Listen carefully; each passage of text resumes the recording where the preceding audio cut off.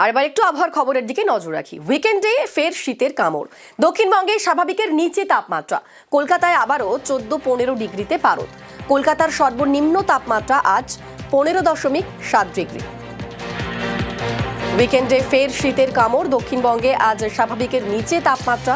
কলকাতায় আবারও 14-15 ডিগ্রিতে নেমেছে পারদ। কলকাতার আজকের সর্বনিম্ন তাপমাত্রা 15.7 ডিগ্রি। আমাদের সঙ্গে রয়েছেন প্রতিনিধি বিশ্বজিৎ সাহা।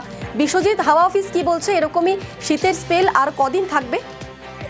দেখো, রবিবার পর্যন্ত এই উইকেন্ডে শীতের আমেজ থাকবে এবং বরং বলা ভালো যে রবিবার, আগামীকাল শনিবার এবং পরশুদিন রবিবার শীতের আমেজ আরো একটু বাড়বে। আরো 1 থেকে 2 ডিগ্রি সেলসিয়াস তাপমাত্রা কমতে পারে কলকাতায়, এবং জেলার ক্ষেত্রেও বেশ কিছু জেলাতে 2 ডিগ্রি পর্যন্ত সেলসিয়াস তাপমাত্রা কমতে পারে। যেমন কলকাতায় গতকাল যে তাপমাত্রা ছিল তার থেকে 1 ডিগ্রি সেলসিয়াস তাপমাত্রা কমেছে এবং এই মুহূর্তে তাপমাত্রা স্বাভাবিকের তুলনায় 1.2 ডিগ্রি সেলসিয়াস নিচে রয়েছে এবং এরকমই থাকবে আগামী রবিবার পর্যন্ত। এই শীতের স্পেল থাকবে, উইকেন্ডে জমিয়ে শীতের আমেজ দক্ষিণবঙ্গ।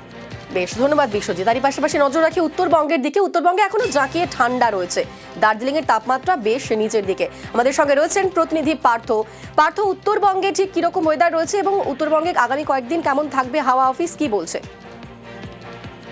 হ্যাঁ দেখো, উত্তরবঙ্গের এখনো কিন্তু শীতের যে স্পেলটা কিন্তু অব্যাহত রয়েছে। পাহাড় থেকে সমতল সর্বত্র কিন্তু ঠান্ডা অব্যাহত। বিশেষ করে পাহাড়ি এলাকায় আজকে একটা তাপমাত্রা নামলো। দার্জিলিং এ সকাল থেকে তাপমাত্রা ঘোরাফেরা করছে 6 থেকে 7 ডিগ্রি আশপাশে, এবং যারা পর্যটকরা বেড়াতে আসছেন তারাও কিন্তু বেশ খোঁজ নজরে রয়েছেন। জমজমাট মেল, সকাল থেকে কিছু ছবি আমরা দেখাচ্ছি।